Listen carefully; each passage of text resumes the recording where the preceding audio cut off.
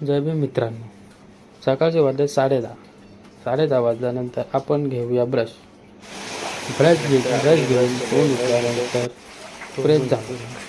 आता आपण बनवूया चहा. दूध तर आहे, तर मित्रांनो तो आपल्याला पण बनवायचं दुधासोबत आहे, दूध खायला आहे आपल्याला लागेल. कोणाला खायला बाहेर पाऊस खूप आहे, तरी पण पळत जाऊन पाऊस आला खूप पावसामध्ये आपण पोचलो दुकानात पोचल्यानंतर घेतले टोस्टचं पाकिट. पावसात खूप भिजलो आहे. तुम्ही पण सांगा कमेंट. घरी येऊन गॅस चालू केला.